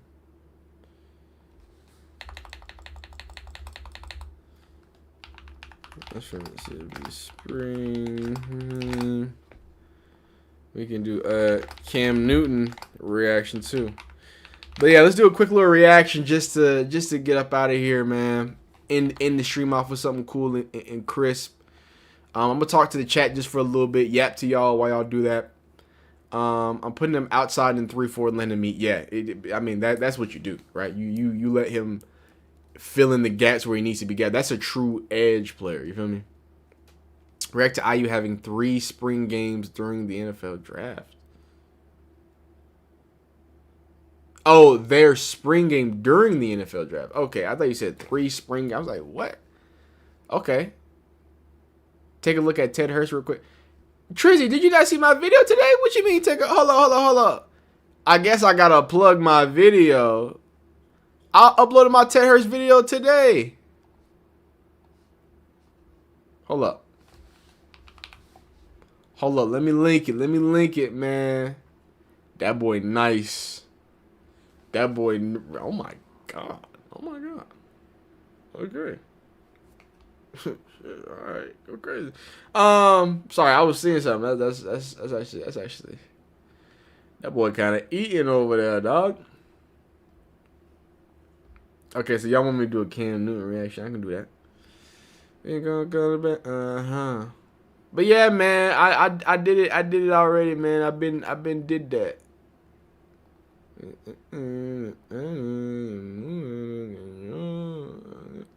Boom, I put it in there. All right, let's see what Cam Newton got going on. Let's see what Cam Newton got cooking up. Let's see what Cam Newton got. Oh wait, 4th and 1.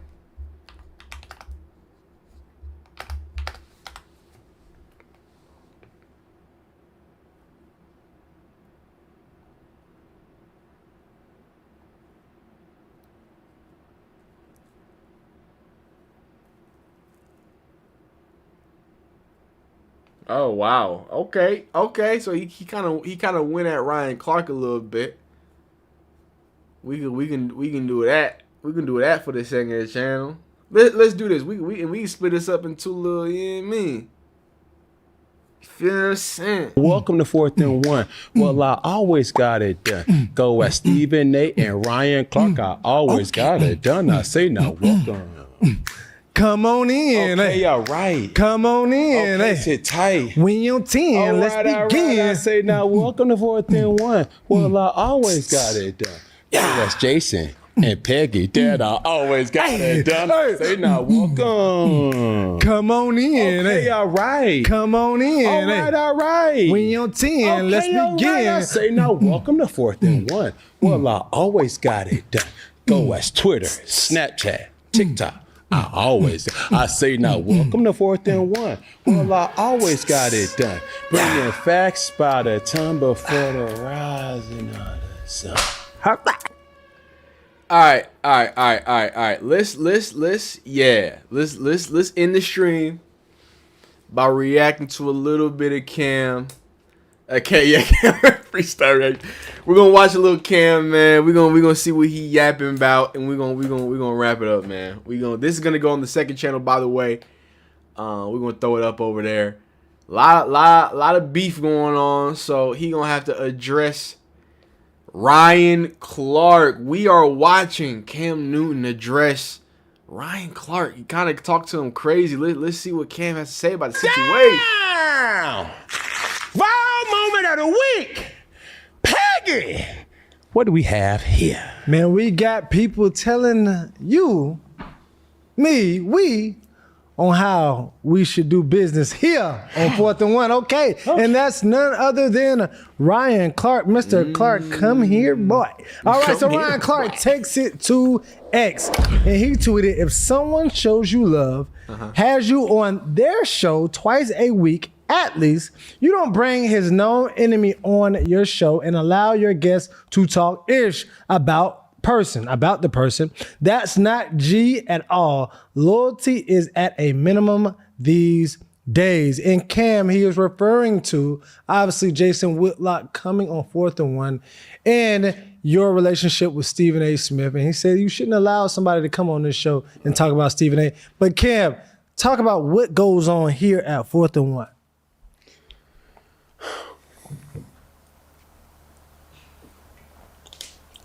It's a moment of silence, bro.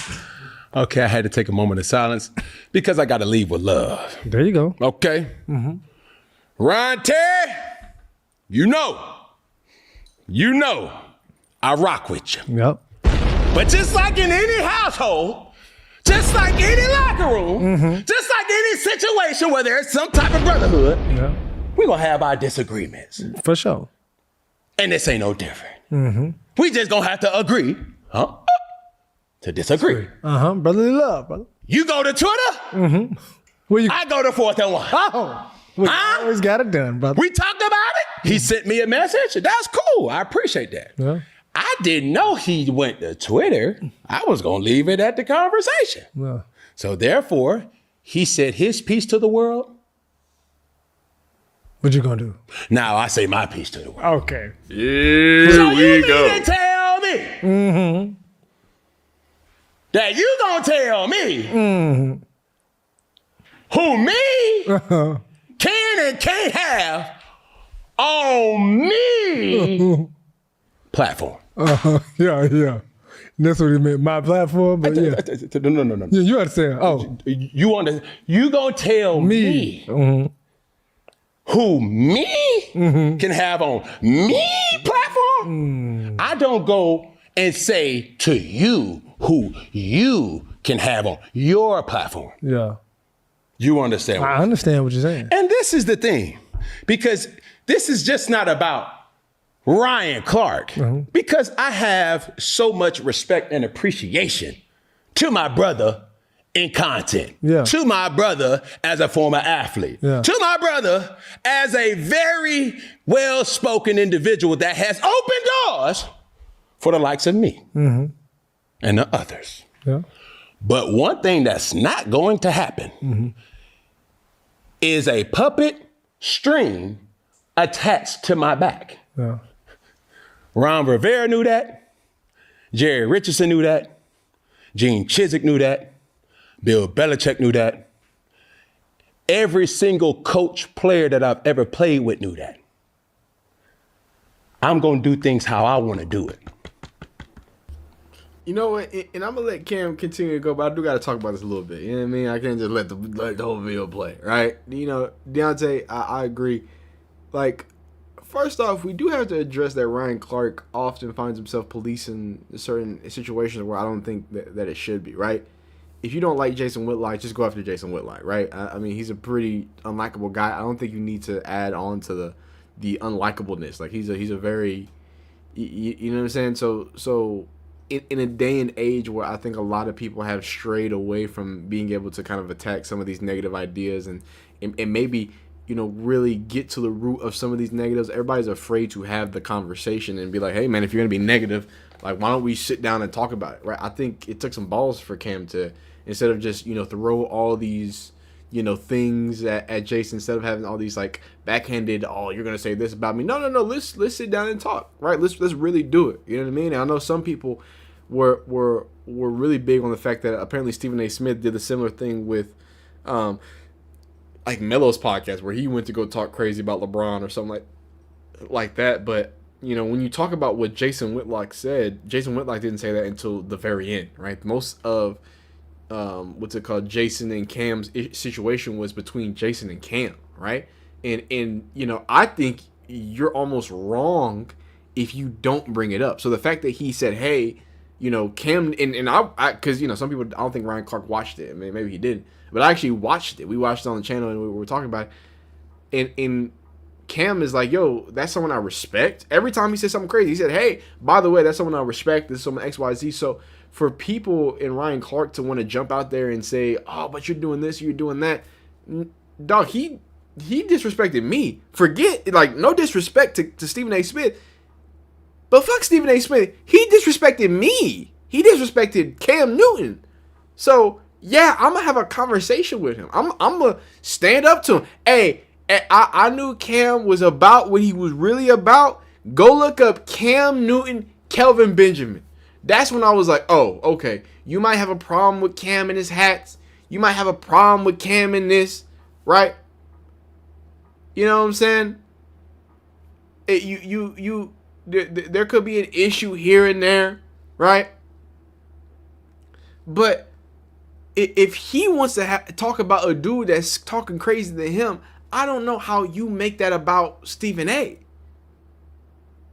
I don't get that, and I think that needs to be talked about. And Isaiah, wait, go. What YouTuber was mad? Yeah, go ahead. I don't know. I could guess.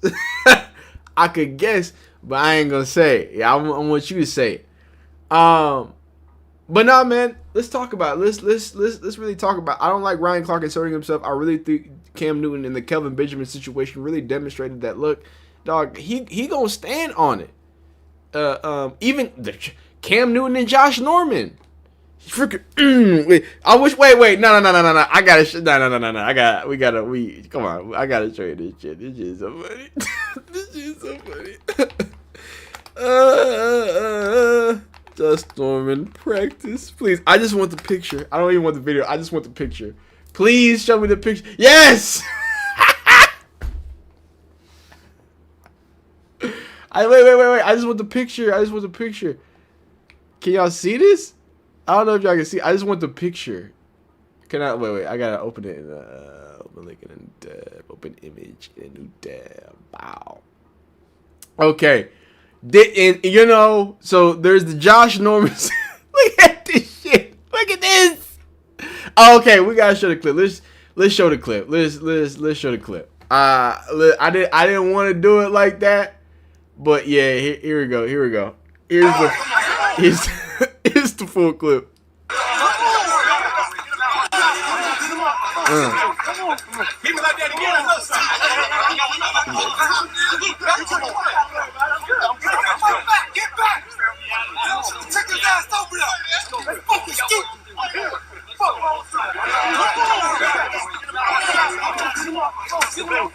They got different angles.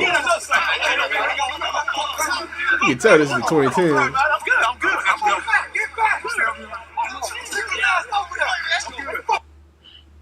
That's some that's some real deal. That's some real football history right there, dog. I want to see if I can get the one. I want to see the video from this, like this video. Is this the same joint?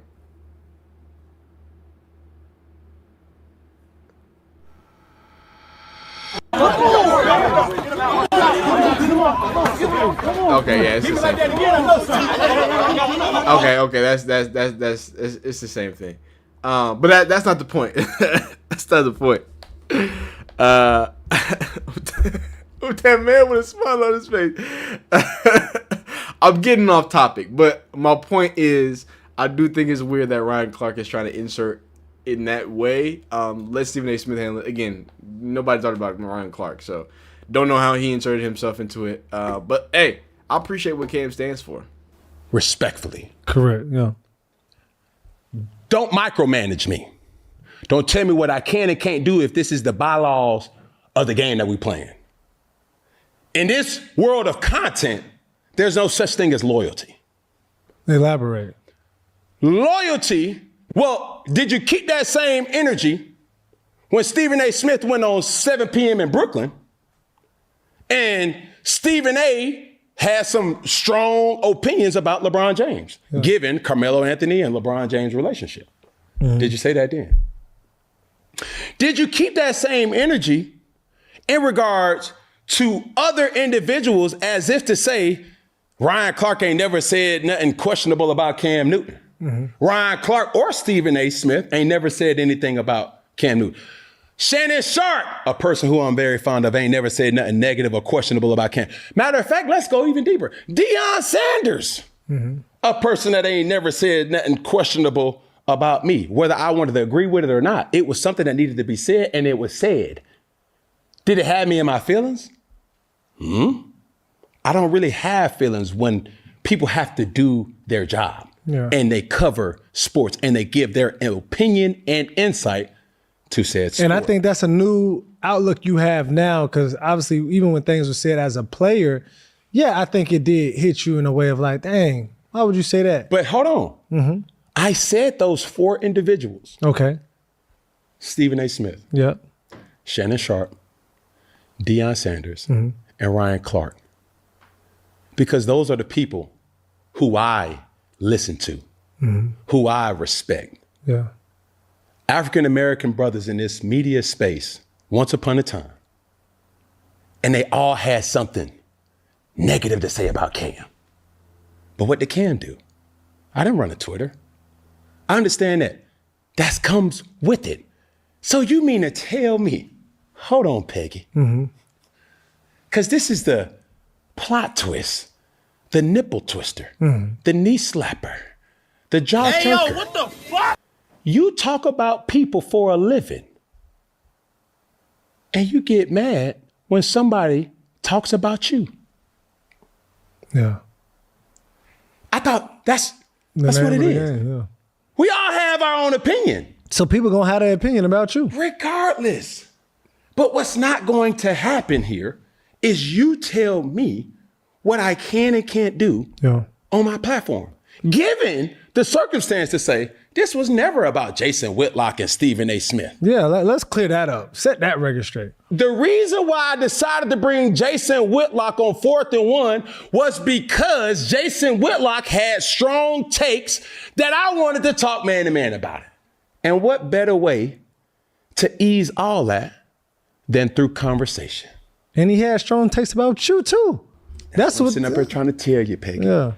Hey, Cam agrees with me. I agree with Cam. If a man talks about you, I don't think why, just because you don't agree with him on a multitude of things, just because he's not your favorite dude. Look, I think there needs to be, in a world of which when people are sending missiles at each other, I don't think there's nothing wrong with settling some disagreements with a conversation, right? That might sound corny. I might sound old head.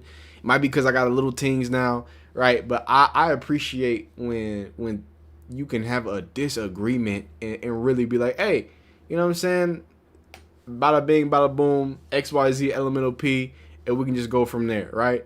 Instead of like having to have everything either be just like down to the depth of everything, or everything has to be like this forever hatred thing. You know what I'm saying? I feel like when I don't even want to say men. I think it's a cliche to say men when we take it out. But I feel like when anybody speaks it out and you have that conversation, that heart to heart, I think you start finding out that you have a lot more in common and you can kind of get that common ground. I think it is the more that it's called the Streisand effect. The more you make Jason Whitlock this like Voldemort, that oh my God, nobody can talk about Jason Whitlock. Well, then you give him power. Then people want to see, well, why? You know what I'm saying? X, Y, Z. So I don't like that. I really don't like what Ryan Clark.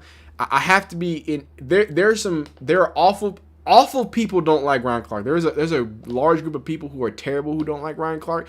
I'm gonna have to be one of the good guys who hates Ryan Clark too, because why try to do some like if someone says something about Ryan Clark, hey, say it, Ryan Clark. But that's not what's happening. You defending other people on other shows. I don't know. I don't know how you can be the one telling people who's a snake and who's not. That don't add up to me, man. But y'all let me know how y'all feel down below in the comments. Y'all be nice. I'll see you next time. Peace. All right, what else they got to talk about? Y'all get messy in my comment section, dog. Hey, you know what? And you know what I'm going to say? You know what I'm going to say? Because I see the name that y'all are saying. I'm going to say, I love everybody in this space. That's what I'm going to say. I'm going to say, I know John the Liquidator. I know. Trust me, I look at my analytics. I see who y'all watch. I say respect to him. Know the vision. I know y'all say he clickbaiting. Hey, man, that's the game. That's the game, right? I'm not mad at him. I've had to clickbait for a time or two, right? That's how you climb the ladder. And by the way, Know the Vision also does the Caitlin Clark stuff, right? So I'm gonna just say I love him, man. Shout out Mag Dog. And me and Mag. First off, me and Mag Dog, we've been doing this for a long time, so we locked in. Mag Dog, cool. Shout out G Bush. Y'all know how I feel about G Bush, right? Who else is like in this space? Was it ball dropping? Two. I want to say just love. That's what I want to say.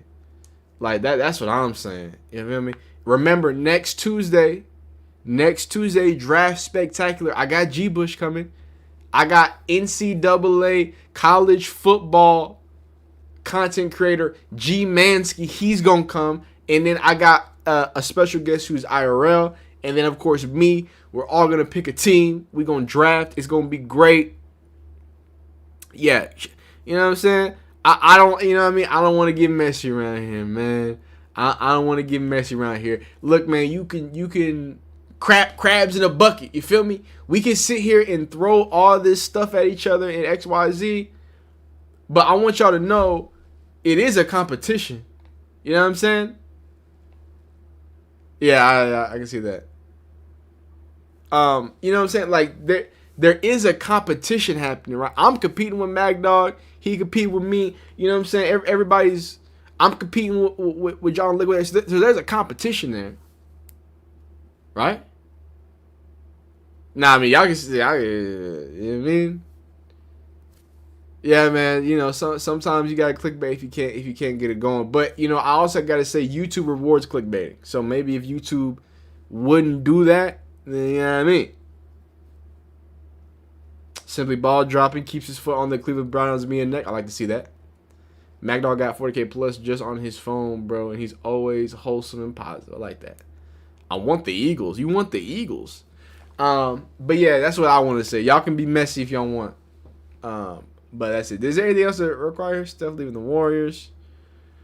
Fan question. Puka fumble in the back. Can we talk? I do want to talk about this. I do. You know, let's end this on Puka.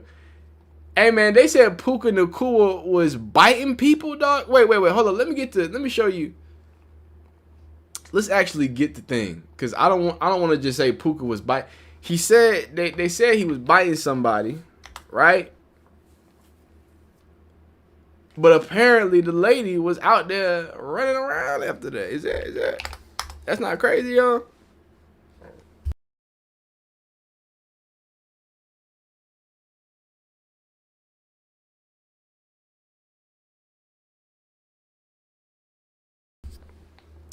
She got a big old onion booty, make the world cry. Man, it's a great song. Hold the band now. Hold your man now. All right. eye. I'm tweaking. I'm geek. Wow, this is crazy. This is crazy. Like, just looking at it. This is crazy. I don't even know if I can have this on my screen. This is so crazy. So, Puka Nacua has been accused. This is all accusations, by the way. This is a few days ago. He's been accused. Accusation. All right? These are just accusations of taking a nice chunk out of a woman. It seems to be right above her bosom, or either that or her back. I don't know. I don't know how you bite somebody, right? And then he has denied the allegation that he said, "I can't." Hey, if I say that, they might take me off the face of the earth. So I ain't even gonna say that. He said something derogatory. You feel me? During dinner. As for the bite marks, Nacua's attorney says there was some horseplay. Okay, that's crazy. They did not deny him saying what he said about them people. So that's crazy. That's crazy. I do want to also add the context that apparently this is the same girl who got bit, and she was, you know, oh. You know what I mean? So I don't know what this got to do with it. But Puka is knocked out.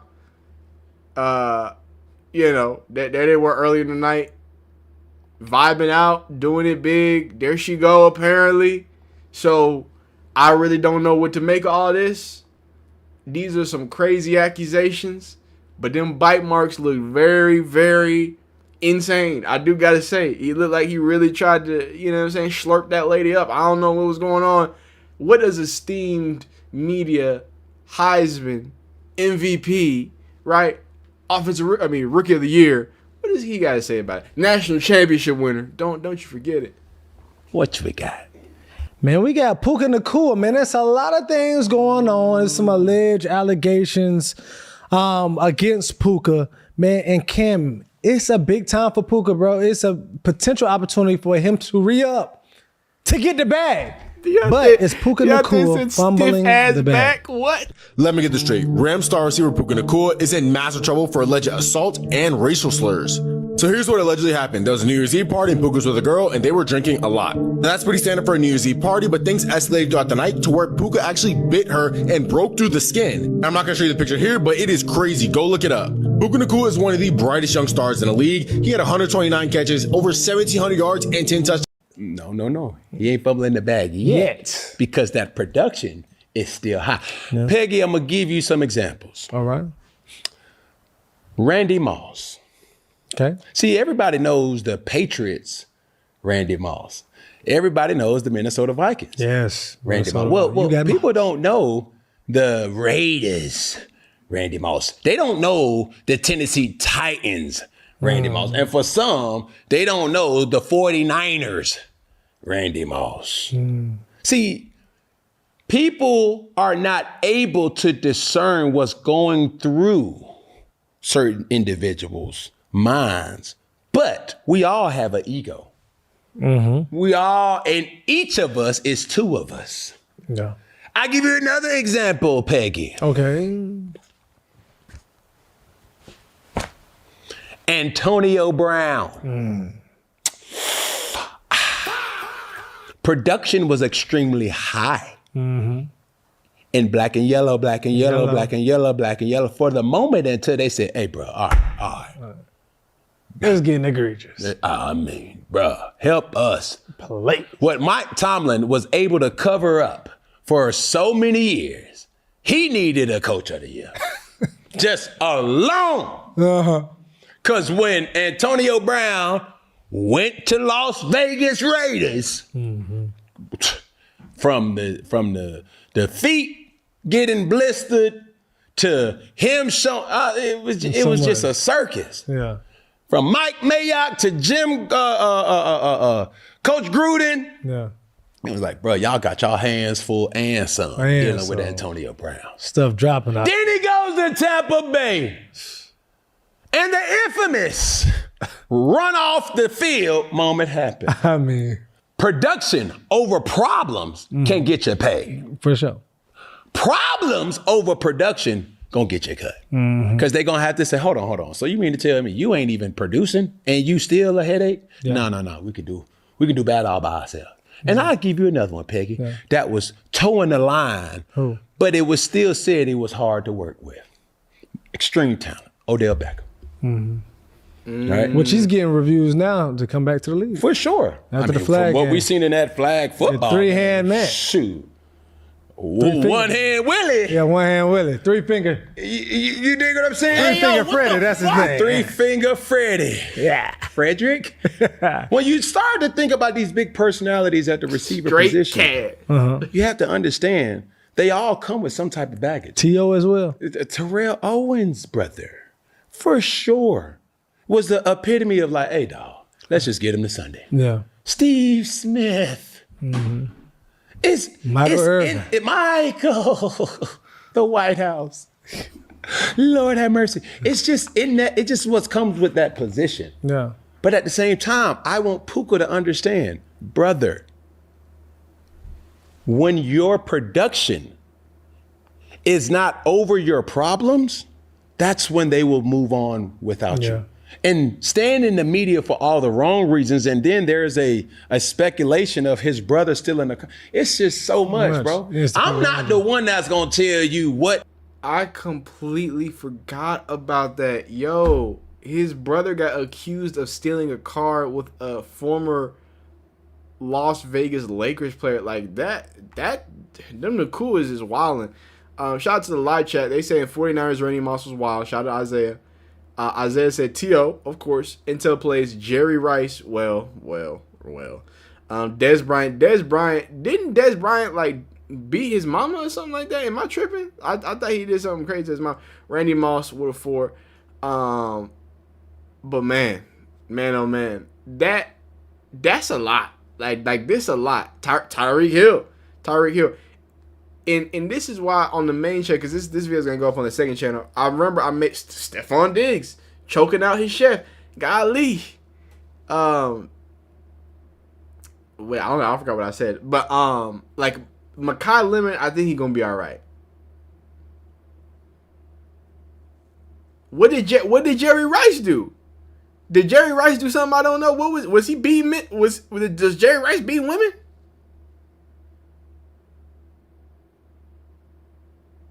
Yeah, Puka isn't doing the best right now. Puka has had a lot of negative attached to him.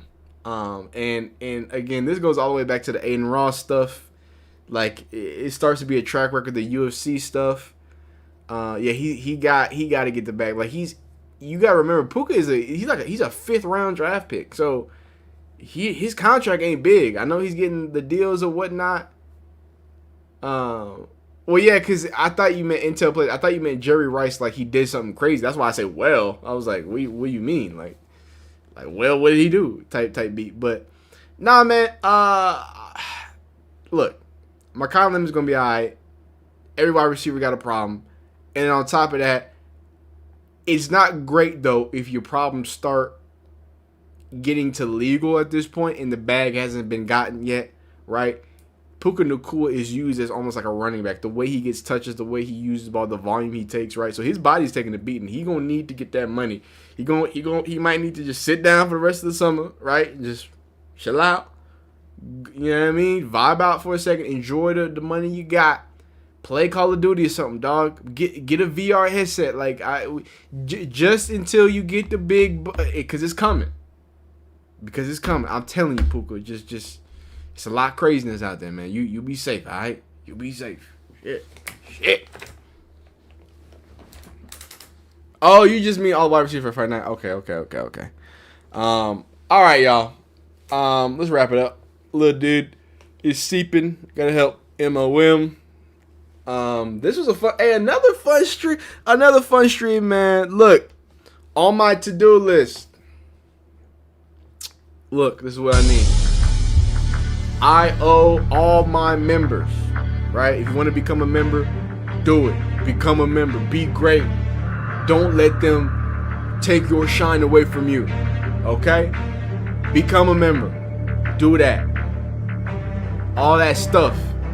I owe the members a few film breakdowns. I'm probably going to do Chris Brazzle, maybe a little Ruben Bain. I want to mix some defense in there. It's going to be all real deal. So if you're not a member, you're not going to be able to see that one because I can't put that on the channel.